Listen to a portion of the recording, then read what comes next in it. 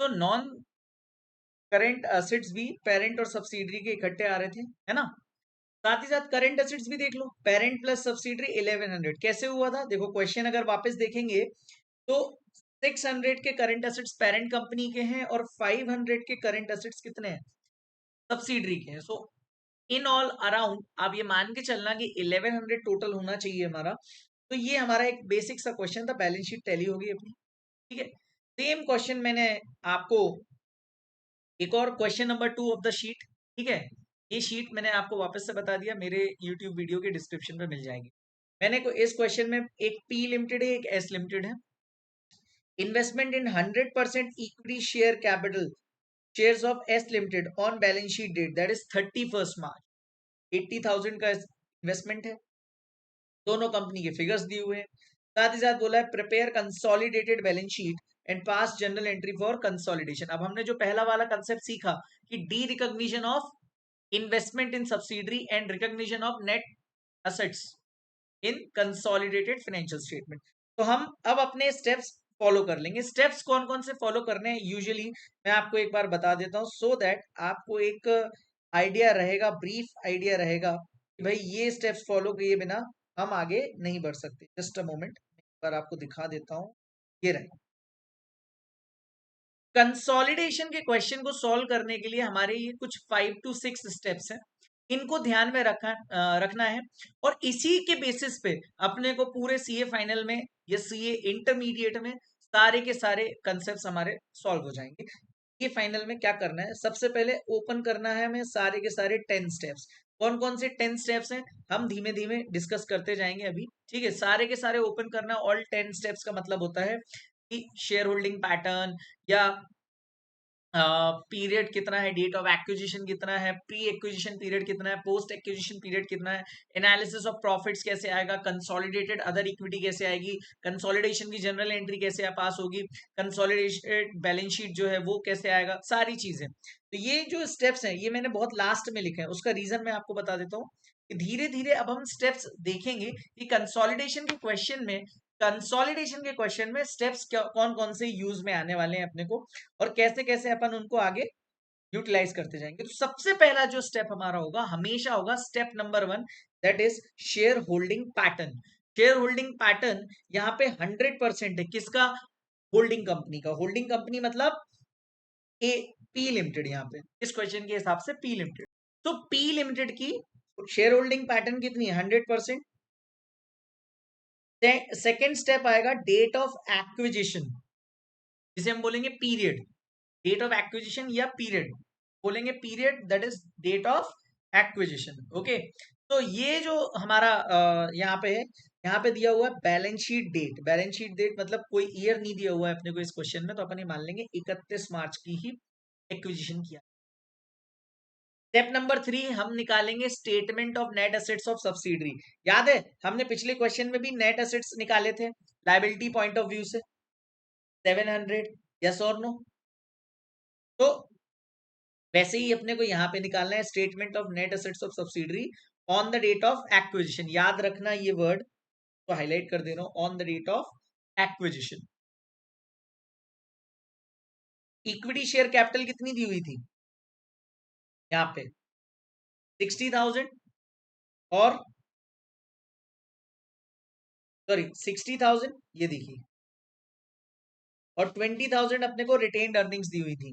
Liability point of view से यही हमारा नेट एसेट होने वाला है।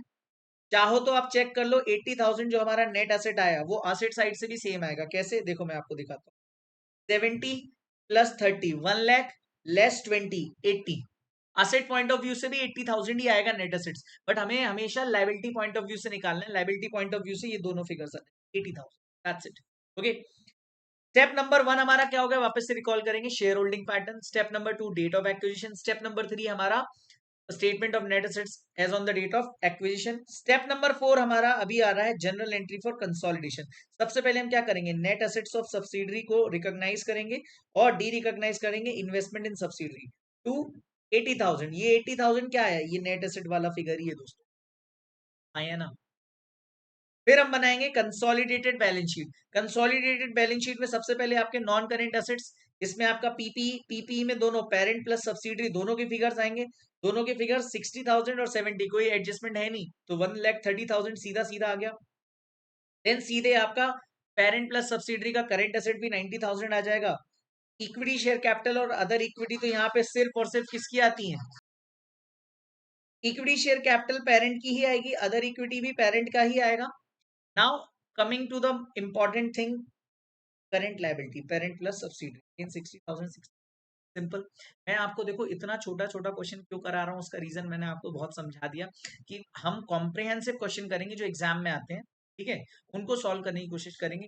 ये तो मैं एक रिवीजन भी साथ साथ में आपके सारे कंसेप्ट का ब्रश अप करा रहा हूँ, सो दैट आपका और मेरा एक वाइब भी मैच हो, और सो दैट आपका इस चैप्टर पर कंसोलिडेशन पर एक अच्छा कमांड हो जाए। Is that clear to everyone? Okay, now moving ahead on our new concept. अभी तक मैंने आपको एक ही कंसेप्ट सिखाया था कि जब भी कभी भी कंसोलिडेशन होता है, जब भी कभी भी कंसोलिडेशन होगा तो इन्वेस्टमेंट इन सब्सिडरी को हम डी रिकॉग्नाइज करेंगे और नेट एसेट्स को, सब्सिडरी के नेट एसेट्स को रिकॉग्नाइज करेंगे बुक्स में, ठीक है। लायबिलिटी पॉइंट ऑफ व्यू से नेट एसेट्स निकालेंगे, यस और no. Now comes the concept number 2। Concept number 2 क्या है? कंसेप्ट ऑफ गुडविल और gain on bargain purchase. Concept number 2 क्या है? कंसेप्ट ऑफ गुडविल और गेन ऑन बार्गेन परचेज। सबसे पहला तो ए वाला क्या था कि D recognition of investment in subsidiary, समझ में आया? नाउ सेकंड कंसेप्ट क्या है? कंसेप्ट ऑफ गुडविल और गेन ऑन बार्गेन परचेज, ठीक है। Concept of goodwill gain on bargain purchase, ये अपने को देखना है। अब समझना ये है, यहाँ पे समझना ये है कि गुडविल निकलेगा या गेन ऑन बार्गेन परचेज आएगा, ये समझना है, क्योंकि ये इसका जो डेप्थ में डिस्कशन था वो तो हमने 103 में ऑलरेडी डिस्कस कर लिया था। Now what we will be taking is that is net assets of subsidiary, जो हमारे आते हैं ना, हमने निकाला था net assets of subsidiary as on the date of acquisition. As on the date of acquisition जो हमने नेट एसेट्स ऑफ सब्सिडरी निकाला था, on the date of acquisition उसको, उस फिगर को हम लेंगे और उसमें हमने जो इन्वेस्टमेंट किया उसको लेस कर देंगे। साथ ही साथ कोई नॉन कंट्रोलिंग इंटरेस्ट है क्या? सर ये नॉन कंट्रोलिंग इंटरेस्ट क्या होता है? याद है सीए इंटर में हमने माइनॉरिटी इंटरेस्ट पढ़ा था दोस्तों।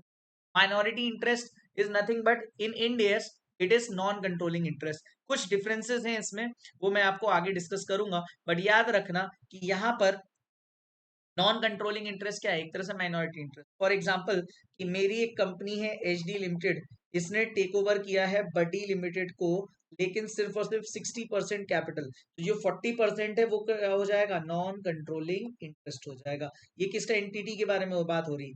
बडी लिमिटेड का जो स्टेक है वो 60% तो एचडी लिमिटेड के पास चला गया और 40% माइनॉरिटी इसके पास है, that is non controlling interest. तो नॉन कंट्रोलिंग इंटरेस्ट को भी हमें लेस करना पड़ेगा, और फिर जो बचा दैट इज इधर योर गुडविल और गेन ऑन बार्गेन परचेज। अब कैसे पता चलेगा? तो लोग रटने लग जाते हैं, यहाँ पे रटना बिल्कुल भी नहीं है, सिंपल सी बात है। वेनेवर अगर हम पेरेंट कंपनी है, पेरेंट कंपनी के पॉइंट ऑफ व्यू से सोचना, पेरेंट कंपनी सब्सिडरी को उसके नेट एसेट से ज्यादा अगर पे करता है, मान लीजिए नेट एसेट 100 रुपए के हैं और आपने पे किया 120 रुपए, आपके पास क्या आ रहा है? 100 रुपए के ही नेट एसेट्स आ रहे हैं और आपने उसके लिए पे कर दिया कितना? 120, मतलब आपने 20 एक्स्ट्रा पे किया। वो जो एक्स्ट्रा पे किया that is nothing but goodwill, excess amount. देखो whenever we pay, that is B मतलब parent, more than the net assets of the subsidiary, then excess amount shall be treated as goodwill. Excess amount क्या? Goodwill. ये सारे notes ठीक है, ठीक है। Now if any amount paid, अब मान लीजिए 100 रुपए के नेट एसेट्स थे, लेकिन आपने पे कितना किया? 80, तो जो 20 रुपीज है, 20 rupees as a being a parent, मतलब सोच के देखो ना, मैं एक मेरी कंपनी का नाम है एच डी लिमिटेड, उसने टेक ओवर किसको किया? बडी लिमिटेड। अब ये जो पेमेंट हो रहा है, ये जो इन्वेस्टमेंट हो रहा है, ये किसके नेट एसेट्स के बेसिस पे कर रहा होगा?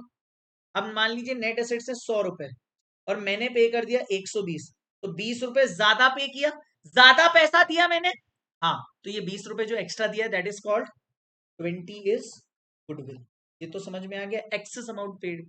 लेकिन ये 100 रुपए के ही नेट एसेट्स थे, आए ना, बट मैंने पे किया 80। सर कम पे किया आपने, मतलब आपने बचा लिया। हाँ, ये मेरे जो मैंने 20 रुपए बचाए हैं, ये मेरे लिए हो जाएगा गेन ऑन बार्गेन परचेज। ये कहाँ जाएगा? अदर इक्विटी में, कैपिटल बेसिकली। ध्यान रहेगा? बोलो हाँ या ना। ध्यान।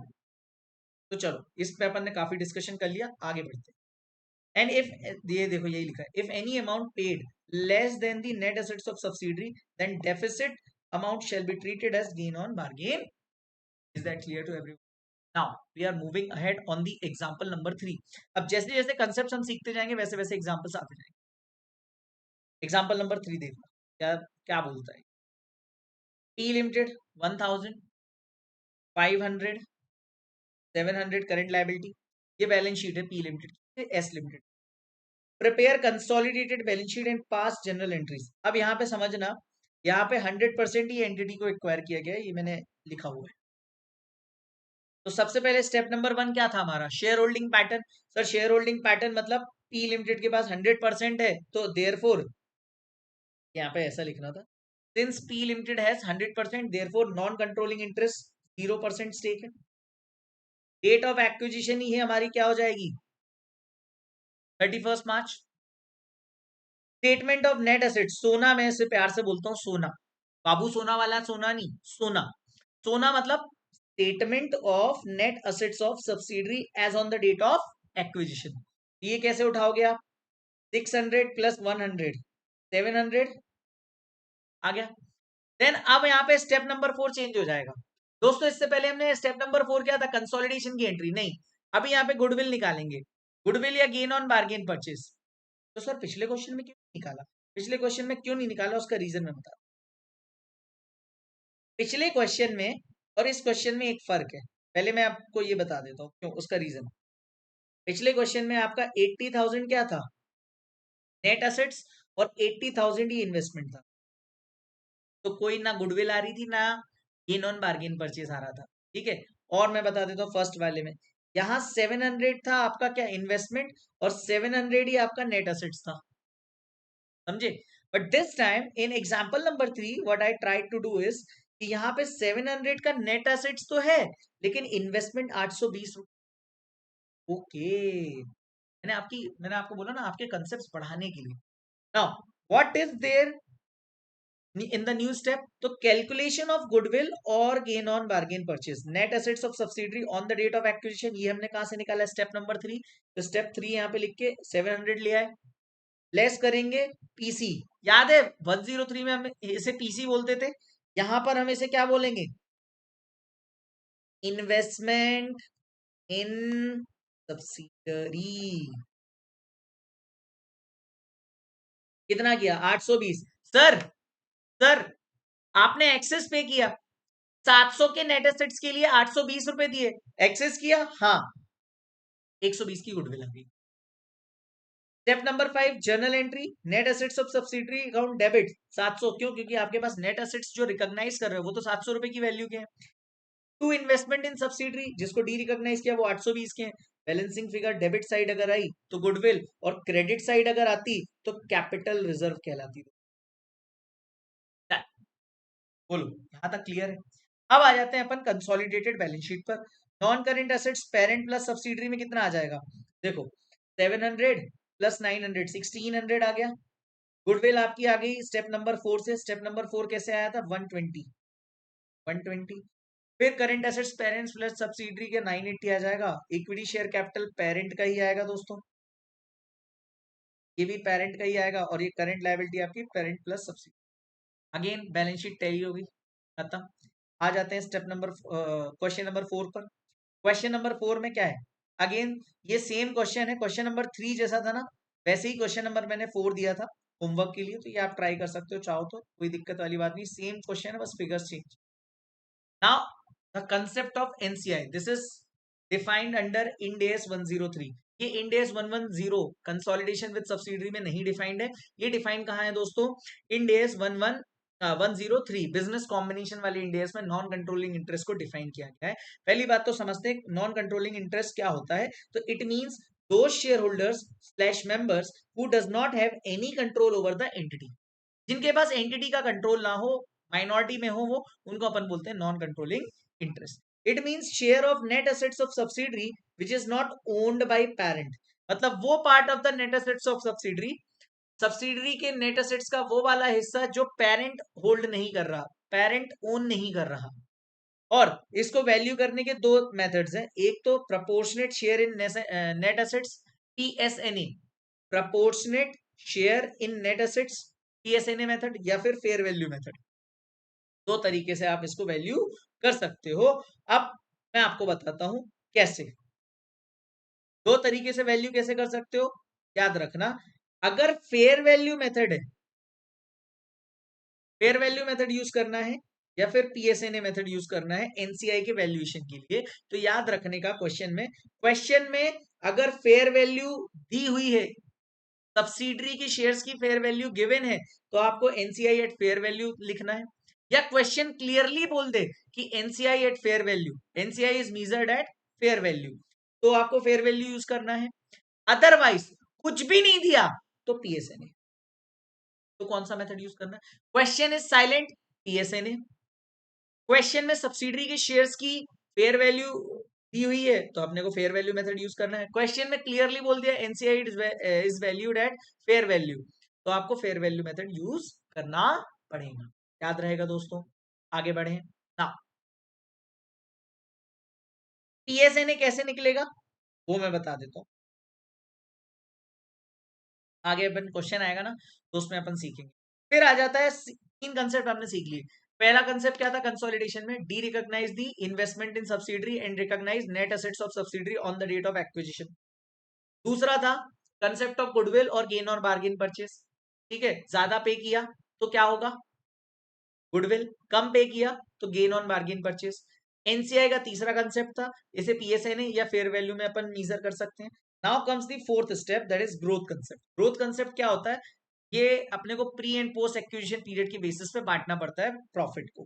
कैसे बांटेंगे मैं आपको बता देता, सिंपल है, थोड़ा सा समझने की कोशिश करना यहां से और आपको समझ में आ जाएगा। मैं आपको बहुत क्लियरली बोल रहा हूँ, बहुत आराम से समझेंगे, अच्छे से समझेंगे, स्लोली समझ।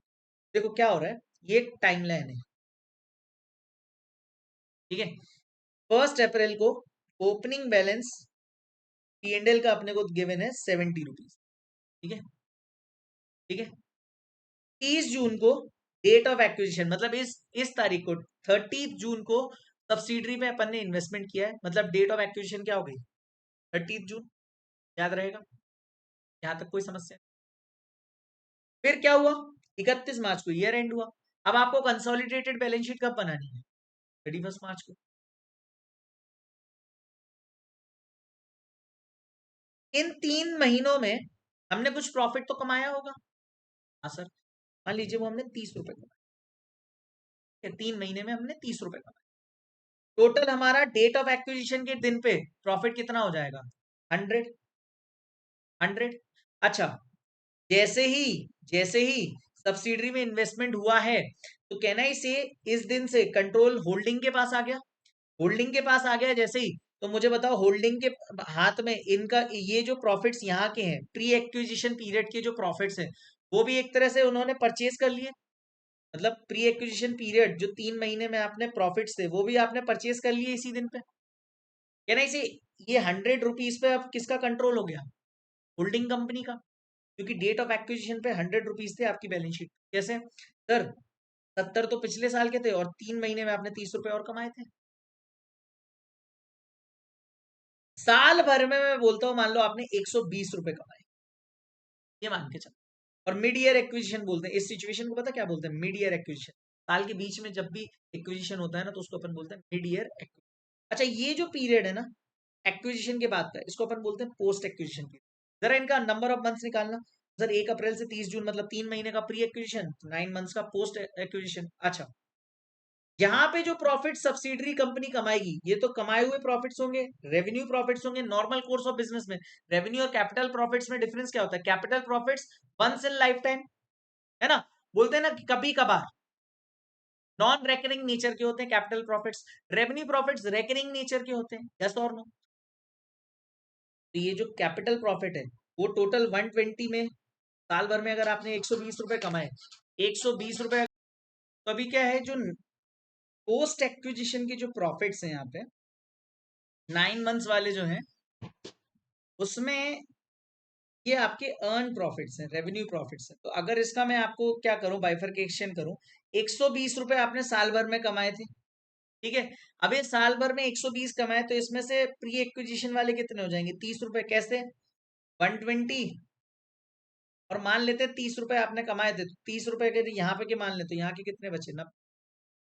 अब ये जो 90 रुपए हैं, ये तो पोस्ट एक्विजिशन है, तो ये belongs to P limited and non controlling interest, क्योंकि इसमें इसमें किसका स्टेक आएगा, पेरेंट कंपनी, और साथ ही साथ जो नॉन कंट्रोलिंग इंटरेस्ट है माइनॉरिटीज का। लेकिन ये जो 100 रुपीज है on the date of acquisition, ये तो स्टेटमेंट ऑफ नेट एसेट्स का पार्ट हो जाएगा ना, ये तो नेट एसेट्स का पार्ट हो जाएगा ना। क्यों, क्योंकि उस दिन, जिस दिन हम स्टेक परचेज करते हैं, कंट्रोल स्टैब्लिश करते हैं, उसी दिन पे हम देखते हैं कि नेट एसेट्स के, सब्सिडरी के नेट एसेट्स कितने पे आ रहे हैं, है ना, लाइबिलिटी पॉइंट ऑफ व्यू से। तो वहां पे उस दिन हमें इसे कहाँ भेजना पड़ेगा, स्टेटमेंट ऑफ नेट एसेट्स पे। तो ये 100 रुपीज कहाँ चले जाएंगे, पूरे के पूरे statement of net assets of subsidiary on the date of acquisition. Sir अब इसको, ये तो आपने समझा दिया कि सर ये जो 120 रुपए है, इसमें से प्री एक्विजिशन वाला पार्ट जाएगा statement of net assets of subsidiary में, और पोस्ट एक्विजिशन वाला पार्ट जाएगा पेरेंट लिमिटेड और एनसीआई में बढ़ जाएगा, ठीक है। कैपिटल प्रॉफिट कितना हो गया आपका, मुझे बताओ, कैपिटल प्रॉफिट आपका कितना हो गया, 100 रुपए। कैसे हो गया 100 रुपए, सर ये 70 डे वन पे था, और 30 आपने थ्रू आउट दी ईयर कमाया टिल एक्विजिशन, तो 100 रुपीज, और ये जो 90 है ये रेवेन्यू प्रॉफिट, टोटल प्रॉफिट आपका 190 रुपए है। सर टोटल प्रॉफिट 190 है, जिसमें से 70 रुपए कौन से हैं, ओपनिंग बैलेंस। याद रखो, कमाया आपने 120 था साल भर में, लेकिन 70 ओपनिंग था, तो टोटल आपका 190 होना। अब इसी से रिलेटेड अपन एक क्वेश्चन करते हैं। तो आपका ये कंसेप्ट नंबर 4 और कंसेप्ट नंबर जो अपना 4 है और 3 है वो पूरा आ जाएगा। अब देखना कैसे, यहाँ पे बैलेंस शीट दी है पी लिमिटेड की 31 मार्च 2023 को, और साथ ही साथ एस लिमिटेड की 31 मार्च 2023 को। यहाँ पे इक्विटी शेयर कैपिटल 1000 का है, रिटेन अर्निंग 500 की है, करेंट लायबिलिटी 700 का है, नॉन करेंट एसेट 900 का है। अब यहाँ पे इंपॉर्टेंट इन्फॉर्मेशन क्या है, investment in 70% of subsidiary limited, कितने का है भाई साहब, 700 रुपए का इन्वेस्टमेंट किया 70% पर, इसका मतलब 30% क्या हो जाएगा, एनसीआई। एक और चीज दी हुई है यहाँ पे 600 का, ये सब्सिडरी में आपको equity share capital, retained earning, current liability, non current asset, current assets दिए हुए हैं।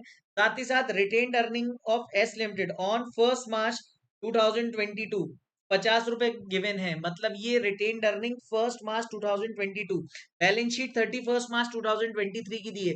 इसका मतलब ये जो रिटेन्ड अर्निंग है ये ओपनिंग बैलेंस है इस साल का, लास्ट ईयर का क्लोजिंग, इस साल का ओपनिंग गिवन है। अब हम अपना कोई भी क्वेश्चन हो, हम अपनी कंसेप्चुअल क्लैरिटी से नहीं भटकेंगे, हमने जो अपना एक तरीका है कंसोलिडेशन को सॉल्व करने का, उसी तरीके से अपने को करना है। Step number 1, share holding pattern, P limited का 70% है, देयरफॉर नॉन कंट्रोलिंग इंटरेस्ट 30% हो जाएगा, सिंपल। डेट ऑफ एक्विजिशन क्या है दोस्तों, फर्स्ट फर्स्ट अप्रैल 2022 है इस बार, बैलेंस शीट डेट नहीं है, तो 1 अप्रैल। तो एक काम करो, पीरियड निकालना जरा, ईयर स्टार्टिंग कब हो रही है, 1 अप्रैल 2022, डेट ऑफ एक्विजिशन भी क्या है, 1 अप्रैल 2022, इसका मतलब प्री का 0, और ईयर एंड 31 मार्च 2023, मतलब पोस्ट के 12 मंथ्स, प्री के 0 मंथ्स, पोस्ट एक्विजिशन के 12 मंथ्स। अब यहाँ पे आ जाएगा स्टेप नंबर 3, जो हमने ग्रोथ वाला सीखा है ना, कंसेप्ट नंबर हमारा डी, फोर्थ कंसेप्ट ग्रोथ वाला, कैपिटल और रेवेन्यू प्रॉफिट को निकालने वाला, वो हम यहाँ पे सीखेंगे एनालिसिस ऑफ प्रॉफिट्स में। एनालिसिस ऑफ प्रॉफिट्स का मतलब क्या है, समझते हैं। Analysis of profits of subsidiary on the date of acquisition कैसे करोगे, 1 अप्रैल 2022 को रिटेन अर्निंग 50 रुपए की है, साल भर में आपने कितना कमाया होगा, क्लोजिंग कितना है, क्लोजिंग आपका दिया हुआ है 200 रुपए, तो आपने क्लोजिंग लिख लिया 200। इनिशियली आपके पास 50 था, और साल भर में आपने टोटल, ईयर एंड पे आपका टोटल हो रहा है 200, इसका मतलब थ्रू आउट द ईयर आपने 150 कमाया होगा करंट ईयर में। ये पूरा 150 कहाँ का हो जाएगा, पोस्ट का हो जाएगा। सर क्यों? क्योंकि भाई साहब प्री एक्विजिशन का तो 0 पीरियड है। यस और नो? तो प्री एक्विजिशन पीरियड आपका 150 है, post acquisition sorry pre acquisition period आपका 50 रुपीज है, that is the opening balance itself. Post acquisition 150 है, कोई दिक्कत नहीं। स्टेप नंबर 4 हमारा हमेशा रहेगा। अब देखो मैं आपको पूरे इस क्वेश्चन के साथ ना सारे के सारे स्टेप्स आपको बता दे रहा हूं। ये जो स्टेप इस क्वेश्चन में अपन ने सॉल्व करे वैसे ही अपने को याद रखना। Step number 1 share holding pattern. Step number 2 very good period of acquisition and post acquisition. Step number 3 analysis of profits of subsidiary. Step number 4 treatment of adjustments, कोई रिवैल्यूएशन एडजस्टमेंट है या वगैरह है जो आगे अब हम देखेंगे वो सारे। स्टेप नंबर 4 क्या आ जाएगा, statement of net assets of subsidiary, SONA of subsidiary on acquisition date. तो SONA of subsidiary of on date of acquisition अपने क्वेश्चन में 1/4/2022। स्टेप नंबर 6 आ जाएगा कौन सा, कैलकुलेशन ऑफ गुडविल और gain on bargain purchase. Step number 7 consolidation की entry. Step number 8 non controlling interest. Step number 9 other equity और step number 10 consolidated balance sheet. 10 step है, वापस से रिकॉल करेंगे। Step number 1 share holding pattern. Step number 2 period, that is date of acquisition, pre acquisition, post acquisition. Step number 3 analysis of profits of subsidiary. Step number 4 treatment of adjustments. Step number 5 क्या होगा दोस्तों, SONA of subsidiary on date of acquisition. Step number 6 goodwill और gain on bargain purchase. Step number 7 consolidation journal entry. Step number 8 आपका क्या हो जाएगा, step number 8 आपका हो जाएगा यहाँ पर non controlling interest. Step number 9 क्या हो जाएगा, consolidated other equity. Step number 10 consolidated balance sheet. तो ये 10 स्टेप्स हैं, इसमें आपकी बैलेंस शीट पूरी टैली हो जाएगी। अब आपको यहाँ पे कोई टेंशन लेने की जरूरत ही नहीं, अपन इस क्वेश्चन में सारे के सारे स्टेप्स एक एक करके डिस्कस करते जा रहेंगे। ठीक है, तो पहला स्टेप जो अपना था that is analysis of profits of subsidiary limited. Analysis of profits of subsidiary limited step number 3 तक आ गए थे अपन। तो पॉइंट इज आप ये समझो कि अपन ने 150 रुपीज पोस्ट एक्विजिशन में कमाए, ये तो आपका आ गया, और प्री में आ गया 50। Now step number 4 treatment of adjustment, no information available. Statement of net assets of subsidiary अपन दो बार निकालेंगे, एक तो ईयर एंड पर और एक डेट ऑफ एक्विजिशन बीच में पोस्ट। डेट ऑफ एक्विजिशन पर इक्विटी शेयर कैपिटल कितने की है, तो अपने को गिवन है 600। रिटेन्ड अर्निंग्स कितनी है, सर ये तो 200 दी है, लेकिन हमने स्टेप नंबर 3 से निकाला था बाइफरकेशन। ये स्टेप नंबर 3 की बदौलत हमें पता चला डेट ऑफ एक्विजिशन पे 50 और पोस्ट एक्विजिशन 150 और टोटल ईयर एंड पर 200। ये बात समझ में आई? तो डेट ऑफ एक्विजिशन पर हमारा स्टेटमेंट ऑफ नेट एसेट्स कितना है 650, पोस्ट एक्विजिशन 150, टोटल 800। तो ये जो पोस्ट एक्विजिशन है इसमें तो पेरेंट और एनसीआई का शेयर रहता है, जैसा मैंने आपको समझाया था। तो P share in post profit 150 into 70% 105, और एनसीआई 150 इंटू 30% 45। नेक्स्ट स्टेप है गुडविल और गेन ऑन बार्गेन परचेस। तो net assets of subsidiary on date of acquisition 650। Sir ये कहां से आया, ये हमने यहां निकाला था। ये पोस्ट को तो हम बांट देंगे पेरेंट और नॉन कंट्रोलिंग इंटरेस्ट में, और ये जो डेट ऑफ एक्विजिशन वाला नेट एसेट्स है इसको हम लेंगे, इसमें से इन्वेस्टमेंट इन सब्सिडरी को हम लेस कर देंगे 700 जो ऑलरेडी हमें बैलेंस शीट में गिवन है। साथ ही साथ नॉन कंट्रोलिंग इंटरेस्ट भी तो लेस करना पड़ेगा।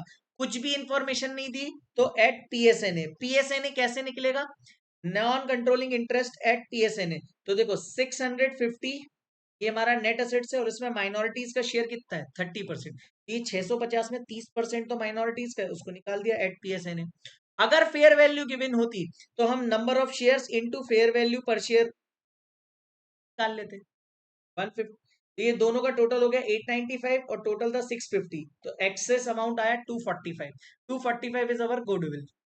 एंट्री क्या होगी, net assets of subsidiary debit 650, investment in subsidiary 700, NCI 195, तो गुडविल आ गई आपकी 245। नॉन कंट्रोलिंग इंटरेस्ट आपका एक तो पीएसएनए से आया 195 और दूसरा एनसीआई का पोस्ट प्रॉफिट 45। अदर इक्विटी कहां से आई? 500 और share of post profit 105। Sir ये स्टेप 5 से आया है।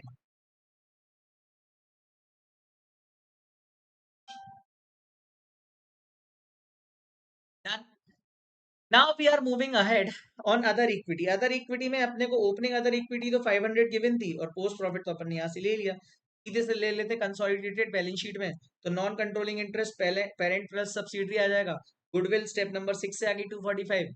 Current asset parent plus subsidiary. Equity share capital parent. Other equity step number 9 605। NCI step number 8 240। Current liability 1200। That's it. This is our question.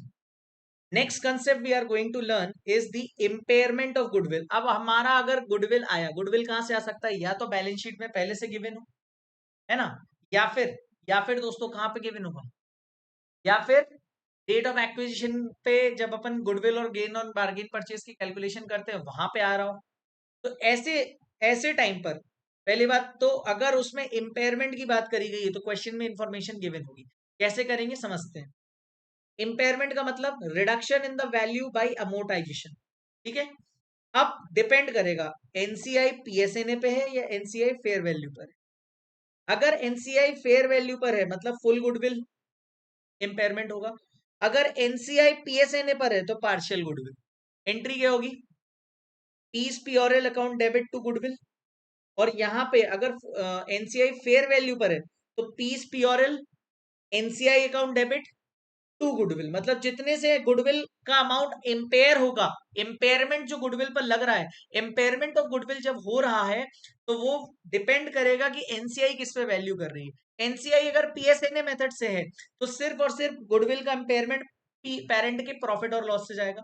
लेकिन अगर एनसीआई फेयर वैल्यू पे major हो रही है तो फिर पेरेंट का प्रॉफिट और लॉस साथ ही साथ एनसीआई, ये दोनों in the ratio of their share holding pattern. याद रखना किसमें बटेगा इम्पेयरमेंट? शेयर होल्डिंग पैटर्न की। आई होप यहां तक सारी बातें क्लियर होंगी। ओके, चलो यहां तक जब सब क्लियर है थोड़ा सा आप रेस्ट ले लो 2 मिनट का, पानी का ब्रेक ले लेते हैं। पानी के ब्रेक के बाद अपन आगे बढ़ते हैं क्वेश्चन नंबर 6 पर। ये सारे के सारे बेसिक कंसेप्ट हैं। क्वेश्चन हमें कंसोलिडेशन बहुत अच्छे से करके चलना है।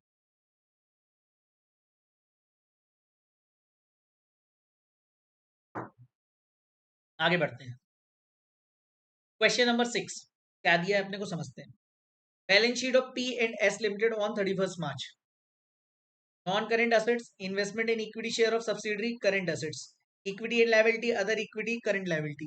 ये सारी की सारी चीजें गिवन है। Investment in 70% of equity shares made on 1 जुलाई 2022। 1 जुलाई 22 को इन्वेस्टमेंट किया गया है जब fair value of NCI was ₹30,000। उस दिन एनसीआई की फेयर वैल्यू कितनी है? तो आपको already direct fair value given है। Balance of retained earning was ₹15,000 of S limited on 1 April 2022। Balance sheet कब की है? 31 मार्च 2023। मतलब ओपनिंग रिटेन्ड अर्निंग का बैलेंस भी दिया हुआ है। Prepare consolidated balance sheet. Prepare करना है कंसोलिडेटेड बैलेंस शीट। सबसे पहले स्टेप नंबर 1 ओपन करेंगे। अब देखो यहाँ पे ना अपने को स्टेप्स अपने को याद होने चाहिए जो मैंने यहाँ पे लिखा हुआ है। कैसे? ध्यान से समझने की कोशिश करना। कैसे समझना? Open all 10 steps. 10 स्टेप्स कौन से? Share holding pattern, period, analysis of profits, treatment of adjustments. Then आपका फिफ्थ आएगा सोना ऑफ सब्सिडरी। सिक्स आएगा आपका गुडविल और गेन और बार्गेन परचेस। सेवेंथ आएगा आपका कंसोलिडेशन की एंट्री। एट्थ आएगा नॉन कंट्रोलिंग इंटरेस्ट। 9 आएगा कंसोलिडेटेड अदर इक्विटी। और 10th आपका क्या आ जाएगा? Consolidated balance sheet. ठीक है। Give single effect of given balance sheet figures. Balance sheet में जो फिगर्स है ना उनका सिंगल इफेक्ट देते जाओ जहां जहां पे जो भी फिगर्स आए। ठीक है। फिर हमें थर्ड स्टेप में क्या फॉलो करना है? Give double effect of all adjustments given. Double effect देते जाओ ऑल एडजस्टमेंट्स। फिर by following above 3 steps we will automatically finish 3 to 4 steps. हम ना जैसे ही शुरुआत के फर्स्ट 3 चीजें हमने स्टेप्स सॉल्व किए ना, ये करते करते हमारे ना 2 से 3 स्टेप्स जो हमने 10 स्टेप्स ओपन करके रखे थे उसमें से फिनिश हो जाएंगे। The focus then focus on closing all the, ये देन है बेटा, then focus on closing all the remaining steps in proper sequence along with the double effect and references. Double effect देते जाओ जो भी स्टेप्स क्लोज नहीं हुए हैं, और लास्ट स्टेप है टैली द बैलेंस शीट। कैसे करना है समझते चलना। देखो जैसे अगर मैं इस क्वेश्चन को, ठीक है, ये जो क्वेश्चन है आपका, इस क्वेश्चन में अगर मैं देखूं कि यहाँ पे ना जितनी भी सबसे पहले मैं 10 के 10 स्टेप्स ओपन कर दूं, तो मैंने 10 के 10 स्टेप ओपन कर दिए। मान लीजिए शेयर होल्डिंग पैटर्न है, period of acquisition, analysis of profits, treatment of adjustment, SONA of subsidiary, goodwill और gain on bargain purchase, journal entry, NCI, consolidated other equity और कंसोलिडेटेड बैलेंस शीट। अब आप ये बात समझ के रखना। ओके, एक डाउट ये है कि सर ये जो स्टेप्स, स्टेप नंबर लिखेंगे, मार्क्स पूरे मिलेंगे? मिलेंगे बेटा, पूरे के पूरे मार्क्स में, डोंट यू वरी अबाउट। अब दूसरा दूसरा हमें क्या करना था, क्वेश्चन में जो जो इन्फॉर्मेशन गिवन है उनके सिंगल इफेक्ट दे दो स्टेप्स ओपन करने के बाद। तो जो जो इन्फॉर्मेशन अवेलेबल है, सबसे पहले अपने को चलना है इन्फॉर्मेशन जो अवेलेबल है क्वेश्चन में अपने को। तो नॉन करेंट एसेट्स अपने को दिए हैं 70 + 80, इनका कोई एडजस्टमेंट नहीं है, तो डायरेक्टली लिख सकते हैं अपन PP, non current assets parent plus subsidiary. यहाँ पे नहीं लिखेंगे अभी, सिर्फ यहाँ पे लिख दिया क्योंकि कोई एडजस्टमेंट नहीं है। Investment in equity shares of S limited, ये 60,000 कहाँ जाएगा दोस्तों? ये जाएगा आपका लेस इन्वेस्टमेंट 60,000, यहाँ पे आ जाएगा, ठीक है। देन आपके करंट एसेट्स डायरेक्टली चले जाएंगे 20 + 40। एक लाइन जरूर छोड़ देना, हो सकता है गुडविल आए, जैसे इस क्वेश्चन में आ रही है, आपको सॉल्यूशन पहले से दिख रहा है, बट पॉइंट इज आप ये काम करना कि स्टेप को फॉलो करते चलना है ना। एक काम करता है ना, तो current assets parent plus subsidiary 60,000, equity share capital parent की ही आएगी 80,000, ठीक है। इसके बाद 40,000 कहाँ चली जाएगी? Other equity. ये 40,000 जाएगी स्टेप नंबर 9 में, retained earning of P limited 40,000, ठीक है। इसके बाद इक्विटी शेयर कैपिटल और रिटेन्ड अदर इक्विटी, ये कहाँ जाएंगी? ये जाएंगी सोना ऑफ सब्सिडरी में, ये रहा। इक्विटी शेयर कैपिटल 65,000, ठीक है, 65,000 और 39,000, ठीक है। लास्ट में ये 30 और 16, 30 और 16 जाएगा कहाँ पे? बैलेंस शीट में इंपैक्ट कहाँ जाएगा इनका? सीधे P + S 46। Now coming to focus on the information also which is given in the adjustments. Investment on 70% was made on this NCI 30,000 है, तो NCI यहाँ पे लिख दोगे, NCI at fair value 30,000 given a question. Impairment आपको करना है 10% से, और NCI फेयर वैल्यू पे है, मतलब इम्पैक्ट पेरेंट के प्रॉफिट एंड लॉस साथ ही साथ NCI पे भी जाएगा, याद रखिएगा। अब अपन तीसरा रूल अपन ने क्या सीखा है? Rules to solve consolidation, give double effect of all adjustments given. अब इनका डबल इफेक्ट देना चालू कर दो। तो देखो सबसे पहले अपन चालू करेंगे share holding pattern, P's holding 70%, NCI 30%, pre acquisition 1/4, date of acquisition 1 जुलाई और ईयर एंड इतना, 3 मंथ्स हो गए प्री के, 9 मंथ्स हो गए पोस्ट के। इससे अपन क्या निकाल लेंगे? Analysis of profits. Analysis of profits कैसे निकालेंगे दोस्तों? एनालिसिस ऑफ प्रॉफिट्स अपन कैसे निकालेंगे? 1 अप्रैल को 15,000 है ओपनिंग बैलेंस, और इसमें से 39,000 आपने साल भर में कमाया, मतलब आपने 24,000 कमाया करंट ईयर में। इसको बांट दो प्री एंड पोस्ट में, 24,000 को 6,000 प्री का, 18,000 पोस्ट का, और ये जो ओपनिंग है ये भी प्री का। तो प्री एक्विजिशन प्रॉफिट कितना हो जाएगा? 15,000 + 6,000 21, ये देख लीजिए एक बार। और पोस्ट एक्विजिशन 18,000। अब देखो ये 21,000 आ गया यहाँ पे, इस 21 का एक इम्पैक्ट यहाँ से यहाँ आ जाएगा, और दूसरा 18,000, ये 39 तो हो ही रहा है टोटल। इसको टोटल कर लो 86 और 18, 86 को आप यहाँ लिख दोगे, स्टेप 5 से आया, और इस 18,000 को बांट दोगे काय में? पोस्ट प्रॉफिट्स में।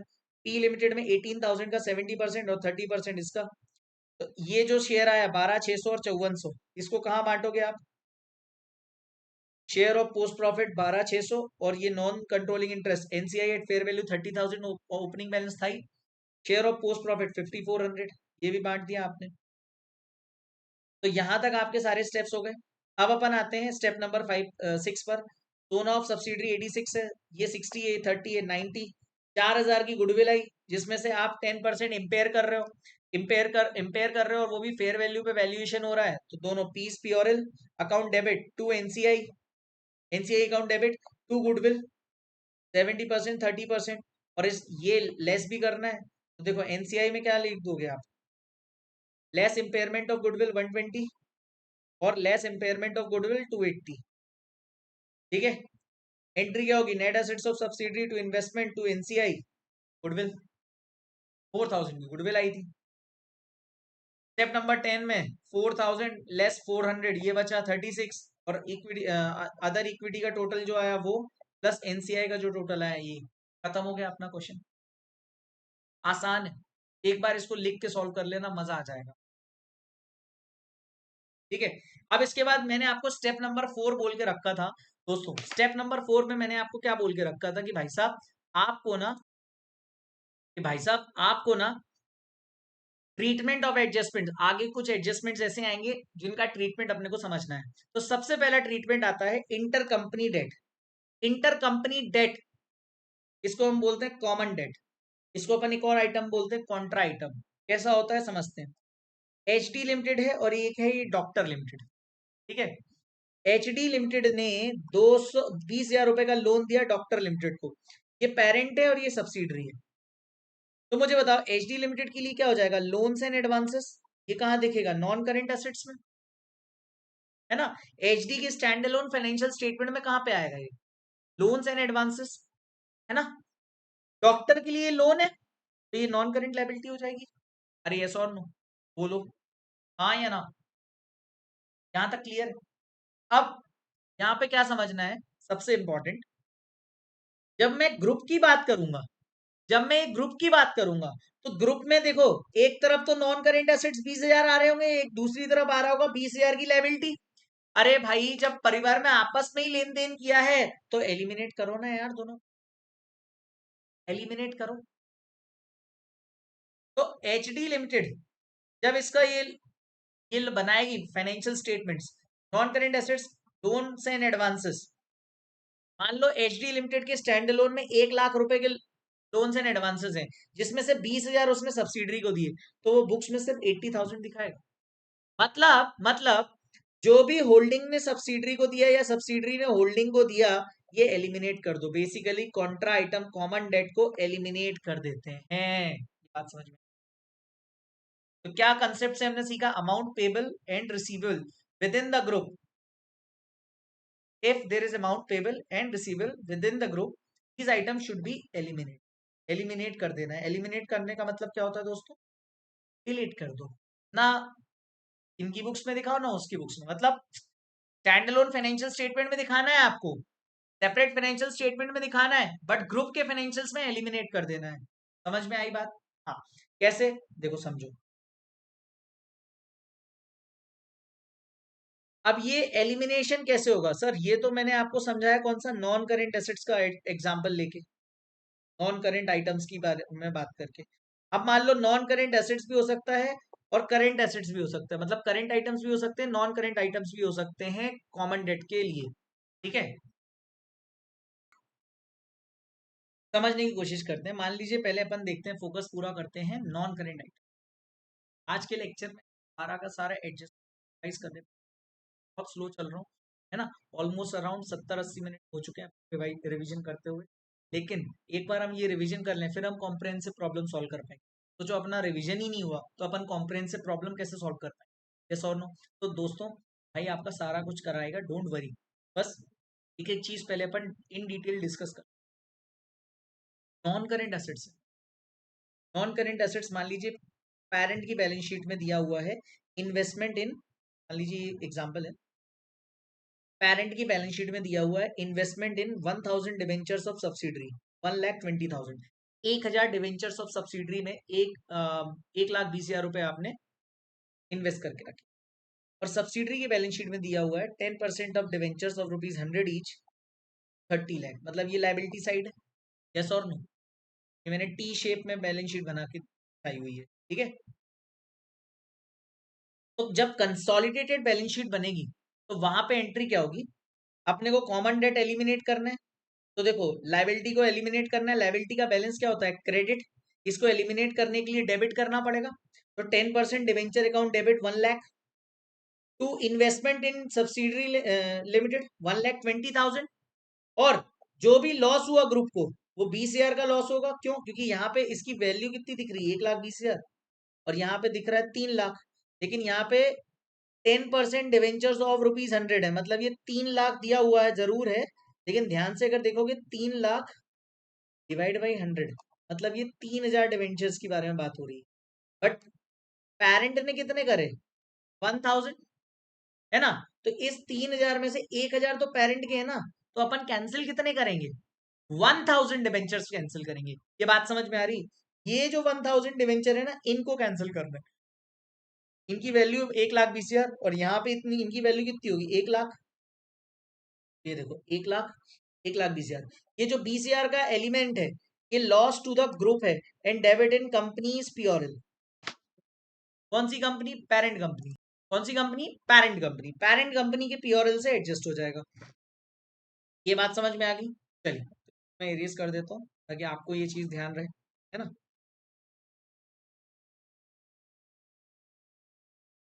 ठीक है, नाउ मूविंग अहेड। ये बात समझ में आ गई?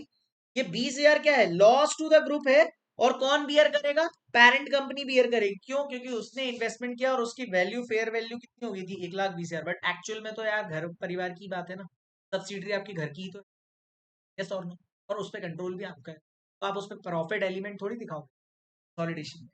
तो कॉमन आइटम को एलिमिनेट कर। सर वहीं अगर मैं बात करूं, वहीं अगर मैं सिंपली बात करूं, नाम पॉइंट ऑफ व्यू से बात कर रहा हूँ, ज्यादा डेप्थ में नहीं जा रहे, लेकिन सीधे फुल एंड फाइनल एडजस्टमेंट बात यहाँ पे हो रही है किसकी, P's balance sheet. P's balance sheet मतलब, तो अभी पीस बैलेंस शीट में मान लीजिए कोई करंट आइटम दिया, करंट एसेट दिया है पेरेंट की बैलेंस शीट में, trade receivable. Current current item है, करंट एसेट है, यस और नो। पेरेंट की बैलेंस शीट में क्या लिखा हुआ है, ट्रेड रिसीवेबल है 6 लाख के, जिसमें लिखा है 50,000 is due from S limited, जिसमें से 50,000 ये जो 6 लाख की वसूली करनी बाकी है, ये trade receivable nothing but the Sundari debtors, sundry debtors हैं। इसमें से 50,000 किससे मिलने हैं, सब्सिडरी से। और सब्सिडरी की बुक में अगर अपन देखें तो उनकी लाइबिलिटी दिख रही है ट्रेड पेबल 70,000, जिसमें 40,000 due to P limited. Sir ऐसा कैसे हो सकता है, 40,000 ये ड्यू दिखा रहा है, 50,000 ये रिसीवेबल दिखा रहा है। और कंसोलिडेशन क्या बोलता है, एलिमिनेटेड। एलिमिनेटेड मतलब ट्रेड पेबल अकाउंट डेबिट, ये लाइबिलिटी थी, इनकी लाइबिलिटी हटाओ और इनका एसेट वाला पार्ट हटाओ। लाइबिलिटी को हटाना है तो क्रेडिट बैलेंस को हटाने के लिए डेबिट करना पड़ेगा, और डेबिट बैलेंस को हटाने के लिए क्रेडिट करना पड़ेगा। तो trade payable debit to trade receivable. अब सर इन दोनों के बीच में कोई डिफरेंस आया, हाँ सर डिफरेंस आया है, 10,000 का डिफरेंस है। या तो वो इस वजह से होगा कि कैश इन ट्रांजिट होगा या फिर गुड्स इन ट्रांजिट, याद रखना।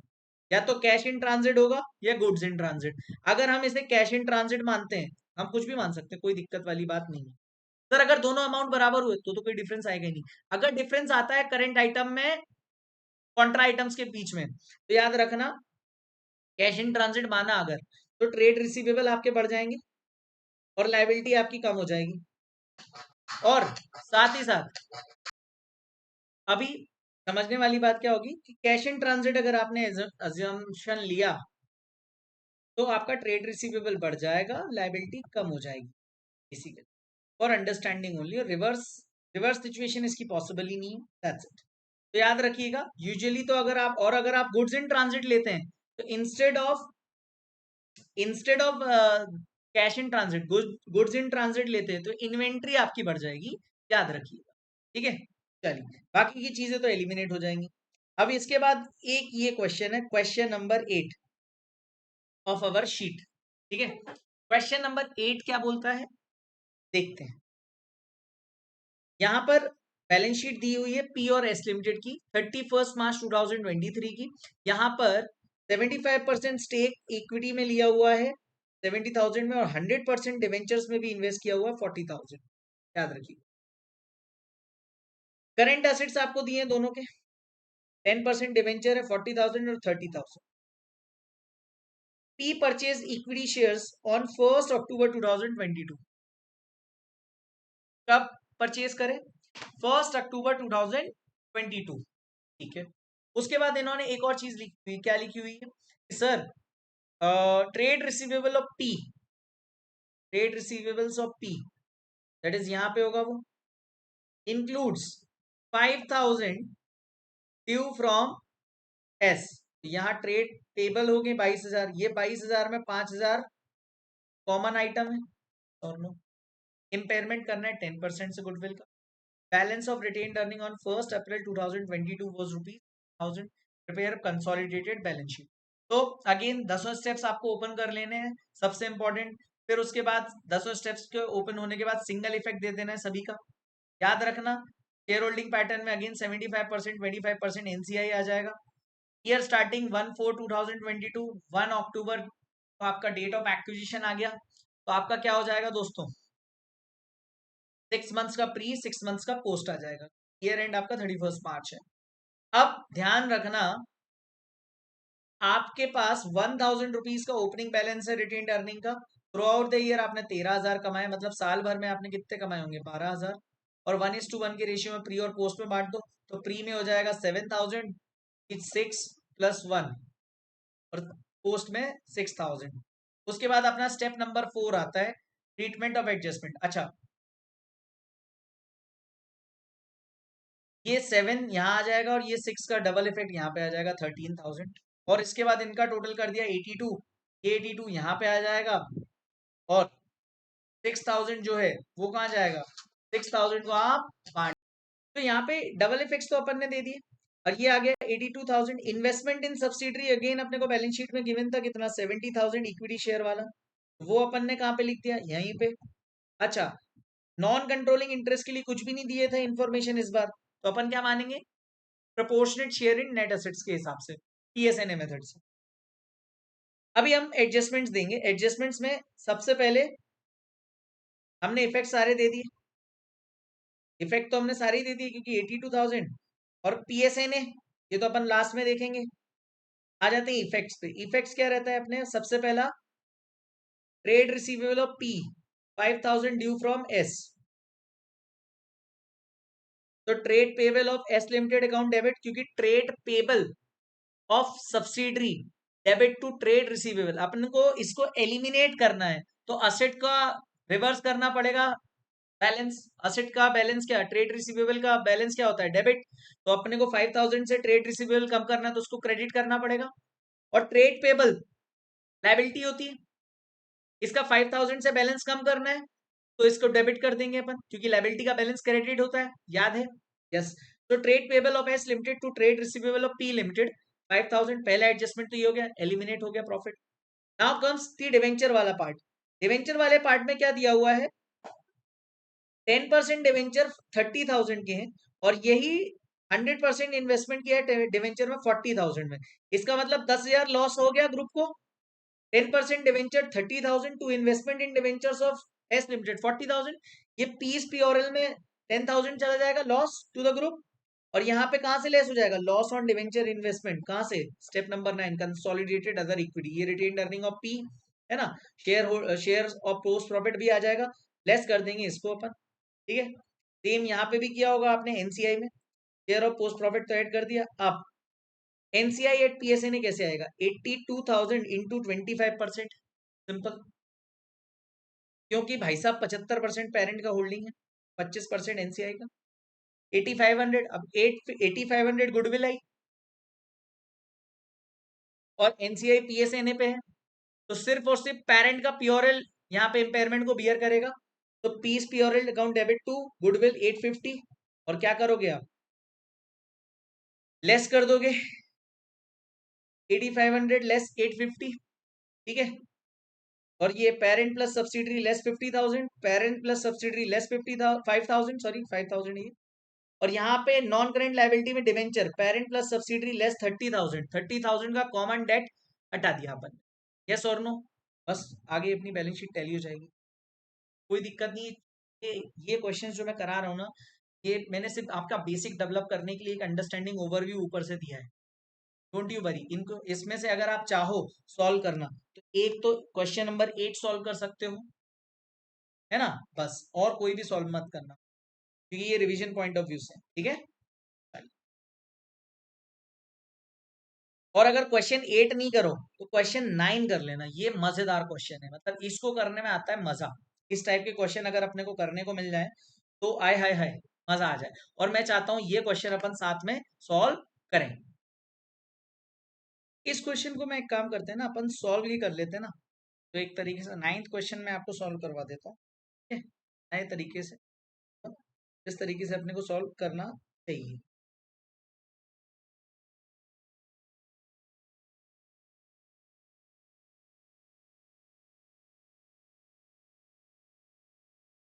मेरा 9th क्वेश्चन अपन इसे सॉल्व करते हैं, ठीक है। चलिए, ये तो हो गया 9th क्वेश्चन।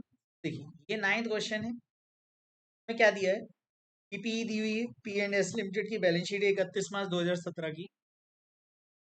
आपको अभी ध्यान देना है, investment in 8,000 equity shares of S sincere corporation, investment in 70% of debentures of S 12,000।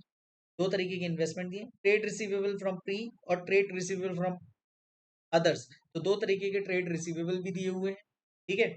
इसके बाद अगला क्या दिया हुआ है, अगली बात क्या दी हुई है यहाँ पे, ध्यान से देखिए, share capital retained earning 12% debenture जिसमें 15,000 ये रहे debentures, trade payable to S यहाँ पे भी दिया है, ट्रेड पेबल टू अदर्स, ये दोनों चीजें गिवन है। अब इसमें अपने को सॉल्व करना है यहाँ पे बहुत अच्छे से। तो ध्यान रखना सॉल्व कैसे करना है, क्या चीजों को ध्यान में रख के सॉल्व करना है, ये सारी चीजें। सबसे पहले मैंने आपको क्या बताया था, ओपन ऑल दी 10 स्टेप्स। कैसे करोगे आप सॉल्यूशन, जैसे ये क्वेश्चन मान लीजिए एग्जाम में आया तो आपको क्या करना है, सॉल्यूशन, ठीक है। चलिए, step number 1, share holding pattern. Step number 2, period. Step number 3, जगह छोड़ दो कोई दिक्कत नहीं, analysis of profits of S limited, ही है ना, एस ऑन जिस दिन की balance sheet, date of acquisition. Step number 4, treatment of adjustment. Step number 5, statement of SONA of S limited, statement of net assets of subsidiary किया जाएगा, date of acquisition, post और year end रहेगा दोस्तों। हाँ, step number 6, calculation of goodwill और gain on bargain purchase. Step number 7, journal entry for consolidation although not required because exam में ये पूछी नहीं जाती, एग्जाम में भले ही मत लिखना। Step number 8, non controlling interest. Step number 9, consolidated other equity. और ये आ गया step number 10, consolidated balance sheet. ये आ गए अपने सारे के सारे स्टेप्स अपन ने बना लिए फटाफट से। अब इन सब का सिंगल इफेक्ट देते जाएंगे, ठीक है। तो सबसे पहले नॉन करेंट एसेट्स में पीपीई असेट्स में आया, non current assets parent plus subsidiary, यही आएगा पूरा, और तो कुछ दिया नहीं इसमें, छोड़ो। इसके बाद अपना क्या दिया है क्वेश्चन में, investment in 8,000 equity shares of S limited. Investment कहां पे करने, 8,000 equity shares of S limited. Investment 8,000 equity shares of S limited में करना है, तो आप ये मान के चलना कि गुडविल वाला जो स्टेप आता है ना, वहां पे क्या आता है, statement of S limited on date of acquisition less investments in S limited कितना? तो ये अपने को दिया है बैलेंस शीट में, कितना दिया है दोस्तों? 95,000।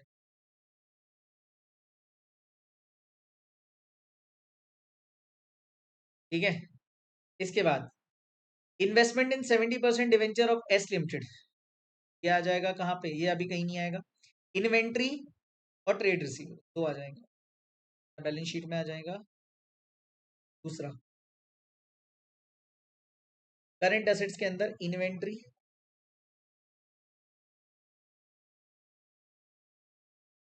उसके अंदर भी पेरेंट प्लस सब्सिडरी, और trade receivables parent plus subsidiary. ठीक है, क्या आ जाएगा आपका टोटल? फिर आ जाएगा इक्विटी एंड लायबिलिटी।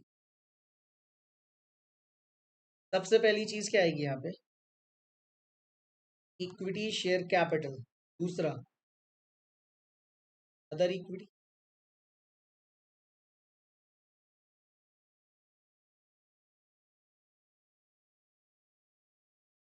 तीसरा, अच्छा, इक्विटी शेयर कैपिटल तो हमेशा पेरेंट की आएगी, और तीसरे आएंगे non current, sorry, non controlling interest.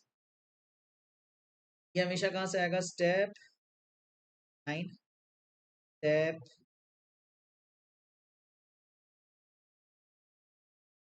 Non,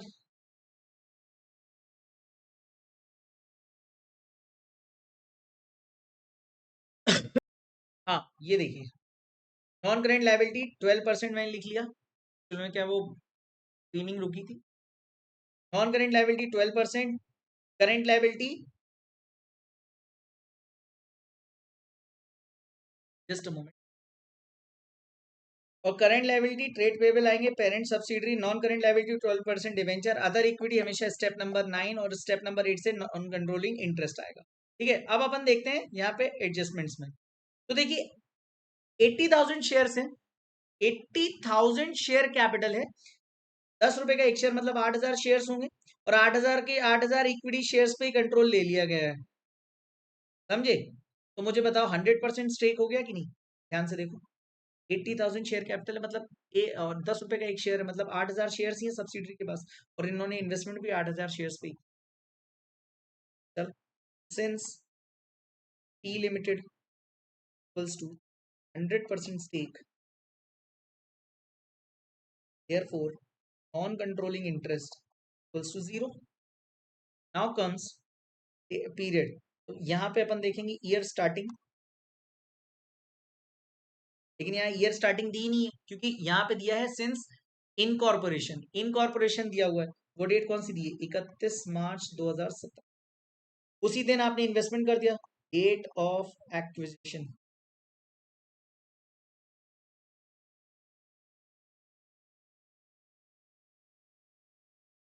year end, obviously 1 साल लगेगा। प्री में कितना आ गया? पोस्ट में कितना आ गया? 12 मंथ्स। एनालिसिस ऑफ प्रॉफिट्स लगेगा ही नहीं कुछ भी, उसका कारण है, क्योंकि एनालिसिस ऑफ प्रॉफिट तो तब होगा ना जब कोई ओपनिंग बैलेंस होगा लास्ट ईयर का, जब ग्रोथ वाला कंसेप्ट लगेगा यहाँ पे। क्या लगेगा? नहीं सर, क्यों? कि कोई ओपनिंग बैलेंस ही नहीं है। जब कोई ओपनिंग बैलेंस ही नहीं है तो फिर आपका क्यों यहाँ पे एक्स्ट्रा एनालिसिस ऑफ प्रॉफिट आएगा? तो यहाँ पे एनालिसिस ऑफ प्रॉफिट के लिए आप क्या लिखोगे? नो परमिशन अवेलेबल,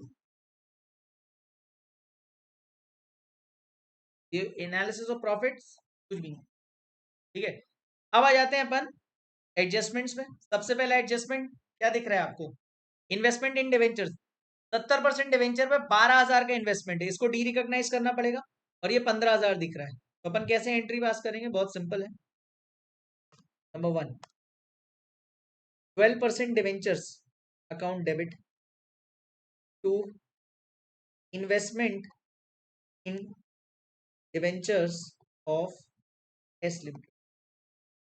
सर ये 12,000 के डिवेंचर्स थे, लेकिन ये 12,000 की जो डिवेंचर्स हैं दोस्तों, ये सिर्फ और सिर्फ कितने परसेंट है? 70%। टोटल डिवेंचर इनके पास कितने हैं? 15,000। मुझे एक बात बताओ, कैलकुलेटर पे अगर आप 15,000 इंटू 70% निकालेंगे, तब एक्चुअल में 15,000 में से 70% थे पी के, मतलब 10,500 रुपए के ही डिवेंचर्स थे, जिनकी वैल्यू आज 1200 दिख रही, 12,000 दिख रही है। तो 10,500 तो यहाँ पे आ जाएगा क्या? कैसे निकाला? 12,000 into, sorry, 15,000 into 70%। Balancing figure क्या है? पीस प्योरल अकाउंट डेबिट 1500, ये लॉस टू द ग्रुप है, बैलेंसिंग फिगर। इसका एक इफेक्ट यहाँ पे आया, दूसरा इफेक्ट कहाँ जाएगा? कंसोलिडेटेड अदर इक्विटी पे। अच्छा, कंसोलिडेटेड अदर इक्विटी का ओपनिंग बैलेंस क्या था? 40,000। ठीक है, तो आपका opening retained earning of 40,000 less, less क्या किया? Loss to group. Step number 4 कितने का हुआ भाई साहब? 1500 का। यार यहाँ तक कोई समस्या नहीं होगी। नॉन कंट्रोलिंग इंटरेस्ट जीरो, नील। यहाँ भी एनसीआई, ना तो पीएसएन है ना कुछ, जीरो। और यहाँ पे याद रखना ये भी जीरो हो जाएगा, स्टेप 8। ठीक है। अच्छा, सिंगल इफेक्ट अपन दे देते हैं लाइबिलिटी साइड के भी फटाफट से। शेयर कैपिटल 1,00,000 की है पेरेंट की, और 80 और 20 ये statement of net assets. Equity share capital retained earnings, ये हो जाएगी कितनी? ये 80,000 पूरा यहाँ पे आ जाएगा, ये तो सेम ही है। अच्छा, बाकी का पूरा अर्निंग्स 20,000 पोस्ट का ही है, जिस दिन एक्विजिशन, क्योंकि जिस दिन कंपनी इनकॉर्पोरेट हुई उसी दिन डेट ऑफ एक्विजिशन है, तो इन्होंने प्री में तो कुछ कमाया ही नहीं है, तो पूरा का पूरा पोस्ट का हो जाएगा। तो टोटल कितना हो गया? 1,00,000। ये 20, ये याद रखना, इस शेयर ऑफ पोस्ट प्रॉफिट, यहाँ एनसीआई और इसमें बढ़ता है, लेकिन यहाँ तो एनसीआई है ही नहीं। पूरा 20,000 किसका हो जाएगा? पी का, है ना, एज 100% इनके पास है। यहाँ ऐड कर दोगे share of consolidated other equity में second effect post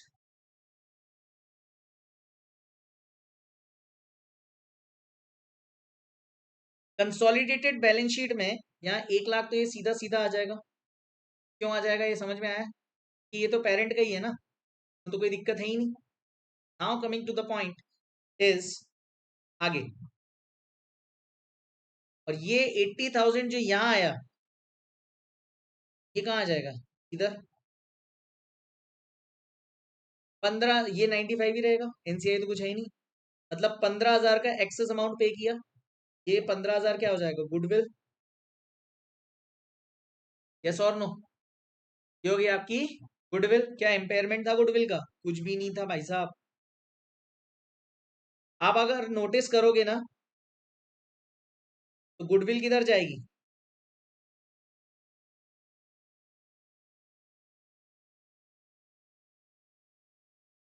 step 6,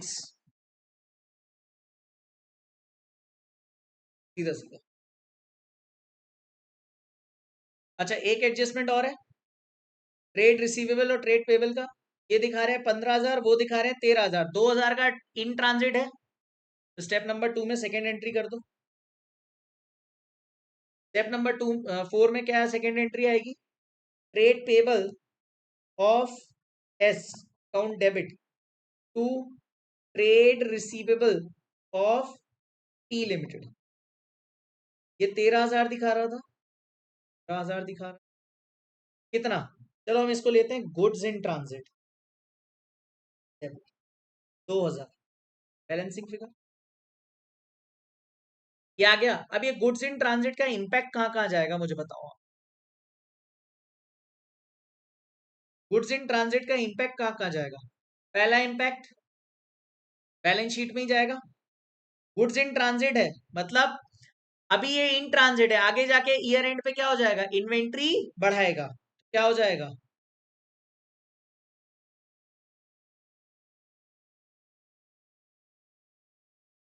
parent plus subsidiary plus 2000 से इन्वेंट्री बढ़ जाएगी। ठीक है, और कुछ होगा क्या? तो और कुछ नहीं होगा, बस इन्वेंट्री बढ़ेगी, बाकी लाइबिलिटी तो एलिमिनेट हो ही गई ना, खत्म। और अगर मैं लिखता हूं यहाँ पे कैश इन ट्रांजिट, 2000 से कैश बढ़ा दो, सिंपल। अरे यस और नो? हाँ या ना? डन। ये एडजस्टमेंट भी हो गया। स्टेप 1 खत्म, 2 खत्म, 3 खत्म, 4 के भी इम्पैक्ट हमने सारे दे दिए। हाँ, एक इम्पैक्ट देना बाकी, 12,000 को एलिमिनेट करना है बैलेंस शीट में। कैसे करोगे? Parent plus subsidiary less less how much? 12,000 ही करोगे ना? अरे हाँ या ना? बस वही करना है।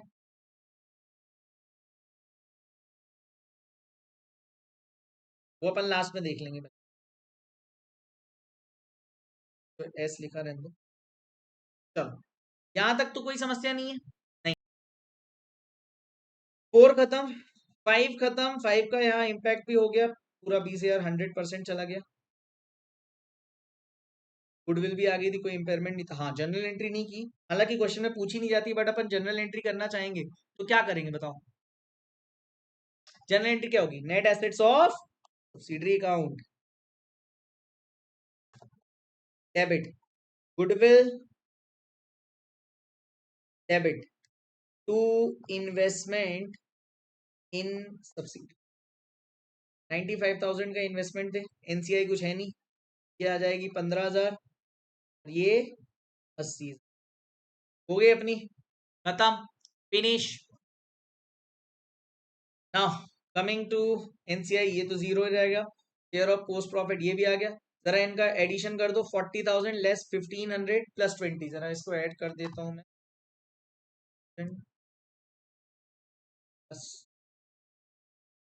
58,500,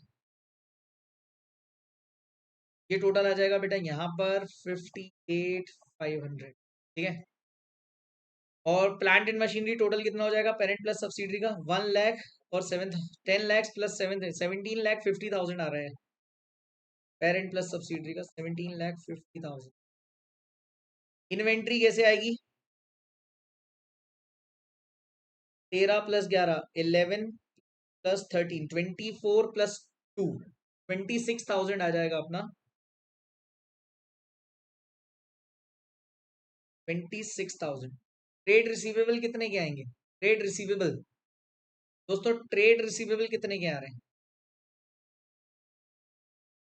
20 प्लस 30, ये 15,000 तो एलिमिनेट हो गए ना। जरा का अपन डिस्क्लोजर दे दो, लेस 15, तो ये हो जाएगा 50। ये अब यहाँ पे अपन फिगर लाएंगे, पहले अपन लाइबिलिटी साइड का भी टोटल कर ही लेना। ठीक है, नॉन करेंट लाइबिलिटीज में 12% डिवेंचर है। 12% डिवेंचर में क्या क्या दिया हुआ है जरा देख लेते हैं भाई साहब एक बार। 50,000 प्लस 15,000, तो ये हो जाता है 65,000। लेकिन मुझे एक बात बताओ, 50,000 प्लस 15,000, इसको अपन कैसे करेंगे? एक सेकंड। 50 प्लस 15, लेकिन मुझे एक बात बताओ, 10,500 तो आपका कॉमन डेट था ना, तो 50,000 प्लस 15,000 लेस 10,500, लेस करेंगे इसमें से 10,500, कितना आ जाएगा आपका? 54,500। और ट्रेड पेबल कितना दिया बैलेंस शीट में आपके? 13 प्लस 37, 50 प्लस 60, ये आ जाएगा 53, और इसमें से सॉरी 50 66 में से 13 माइनस कर दो लास्ट में, कॉमन डेट लेस 13,000, कितना हो जाएगा? 53,000। जरा टोटल करना है इसका भी, ये आना चाहिए आपका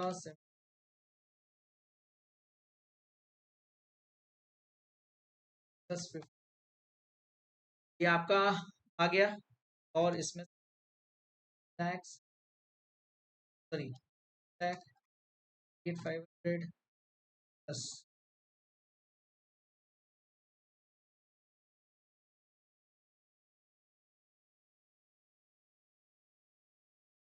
तो क्या ये आ जाएगा आपका 2 lakh. Pencil discharge, pencil charge होगी नाउ। ये आ जाएगा आपका 2,06,000, 2,06,000। ठीक। अच्छा, हाँ हाँ, मैंने ना यहाँ पे एक जीरो एक्स्ट्रा लगा, फिर पे तो सही किया था। हाँ, तो this is all about our question number 9। मैंने आपको सिंपल वही चीज बोली, क्या करना है, ओपन ऑल 10 स्टेप्स, ओपन करने हैं ऑल 10 स्टेप्स, है ना। Step 1 share holding pattern, step number 2 period, step number 3 what, analysis of profit, step number 4 treatment of adjustments, step number 5 सोना of subsidiary, statement of net assets जिसको अपन बोलते हैं, step number 6 calculation of goodwill और gain और bargain purchase, step number 7 consolidation entry, step number 8 non controlling interest, step number 9 consolidated other equity, step number 10 consolidated balance sheet. और उसके बाद single effect जो information given है उनका। उसके बाद क्या करना है, सिंगल इफेक्ट देने के बाद सभी एडजस्टमेंट्स के डबल इफेक्ट देते चलना है, और हर एक को फिर लास्ट में टैली करते चलना है अकॉर्डिंगली। ये उसमें से कुछ एडजस्टमेंट्स तो कुछ स्टेप्स तो आपके ऑटोमेटिकली टैली हो जाएंगे। लास्ट में फिर आपको एक एक प्रॉपर सीक्वेंस में उनका डबल इफेक्ट देते हुए सभी को क्लोज करना है, और लास्ट में टैली द बैलेंस शीट। तो balance sheet one shot tally होगी। जीरो ऊपर नीचे हो सकते हैं, बट एक मैं आपको बता दे रहा हूँ, आपका आंसर कभी कंसोलिडेशन में गलत नहीं होगा। ये मैंने सारे बेसिक एडजस्टमेंट्स आपको एक साथ करवा दिए। अपने वाले आंसर में भी देख लेना, बैलेंस शीट का टोटल इतना ही आ रहा होगा, 2,66,000। ये ठीक है। चलिए, तो यहां तक हमने क्या पढ़ लिया पूरा। अब अपन सेकेंड डे पर डिविडेंड वाला एडजस्टमेंट पढ़ेंगे, so don't you worry. Dividend की कहानी हम ट्रीटमेंट ऑफ एडजस्टमेंट्स में हमने एक एडजस्टमेंट देखा है, इंटर कंपनी वाला।